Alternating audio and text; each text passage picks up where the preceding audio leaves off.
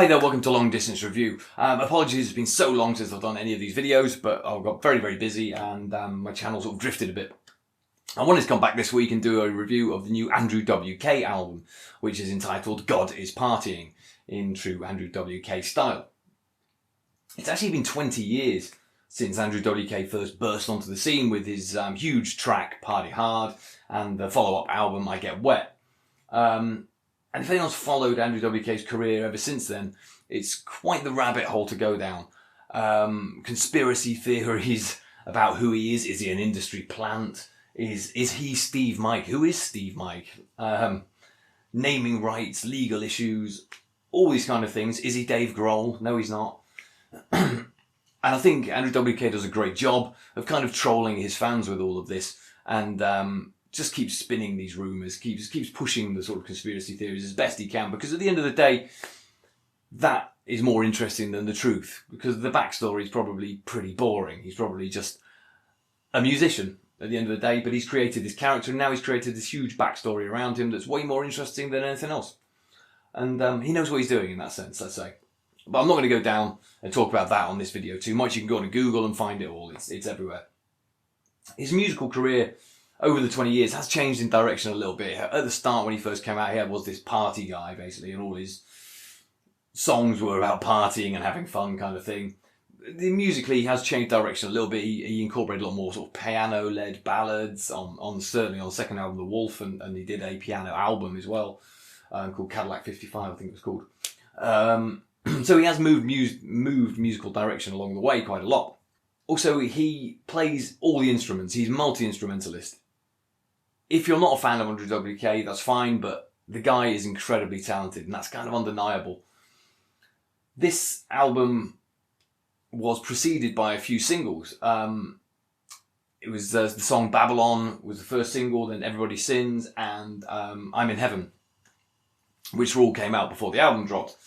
And it's a 9-track album. I know there's 3 bonus tracks on the album, but the album itself I'm going to concentrate on is the 9 tracks. So you had these 3 songs that came out beforehand, and they all hinted at a much darker, more metal sounding andrewwk. And that's kind of partly true. On the album, gone are the sort of partying vibes, I'd say. There is a darker tone to the album, but these 3 more metal sounding tracks are kind of sandwiched in between a lot of rock ballads, let's say. There's a very two-sided album, but mixed up, if you get what I mean.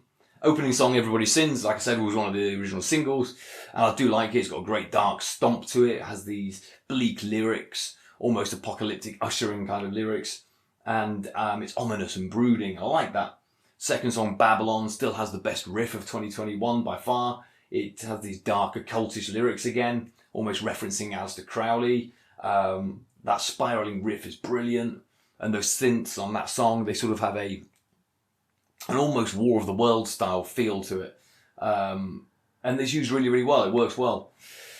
Across the album, vocally, andrewwk is brilliant. He's spectacular on this album. His voice has never sounded better. He's gone from that gruff sort of tone he had on the original I Get Wet album, and he's got an aggressive voice when he needs it, but it's much more mature aggression. And then he has that falsetto at the end of Babalon you hear, and he's got this great range. The third song is really when the curveballs start coming in. There's a song called No One to Know, and it's a sort of grandiose rock ballad, let's say.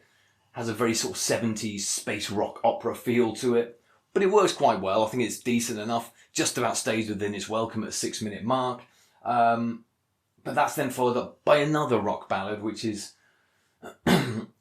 okay, which is called Stay True to Your Heart, which is alright. It's pretty grandiose and saccharine, a bit cheesy, but it's okay. And that kind of ushers in the second half of the album then, with this, that has this like 1-minute instrumental after that, and then it has I'm in Heaven, which is that weird, almost industrial song that was released before the album came out. It has that sort of 9 Inch Nails synth to it in the background. And I thought, okay, this is like the second half of the album. This is going to be really weird now. It's going to be odd. It felt like you're sort of disappearing down this weird industrial metal rabbit hole.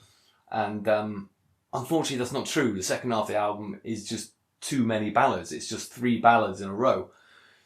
And it's too much. You get a song, Remember Your Oath, followed by My Tower, followed by the final song, and Then We Blew Apart, which all lean too heavily on this piano-based soft rock ballad. And the album ends up really drifting to a close, which is a shame. I feel like Andrew WK is always aiming to write his November Rain on this album, definitely.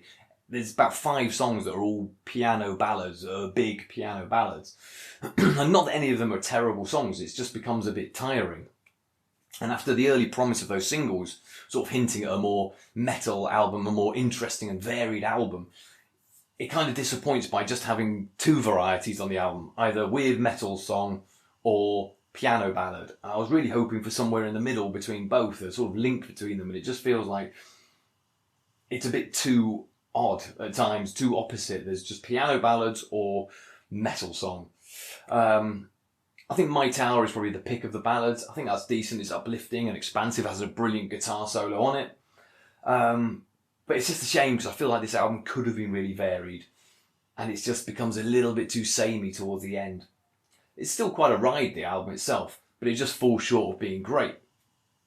At first listen, you probably think, oh, it is really weird and varied, but actually, the more you listen to it, the more you think there's too many of the same style ballads on here, and it's not varied enough. It should have been more variety on here of different styles. Shame, really. I think in future, if he does more of the less of the piano meatloafy sounding stuff, I'd be a lot more pleased. Still, Babylon's a brilliant song, and there are a couple of tracks on here which are really interesting. It's an okay album. It's not a brilliant album. It's okay. Anyway, that's Andrew WK, God Is Partying, which I think is a bit of an ironic title, knowing Andrew WK. I think it's sort of hinting at God is taking the piss. Maybe to do with the pandemic we've had for the last year or anything. Let me know what you think of the album. Andrew WK, God Is Partying. And I'll be back soon with another review. Thanks very much for watching.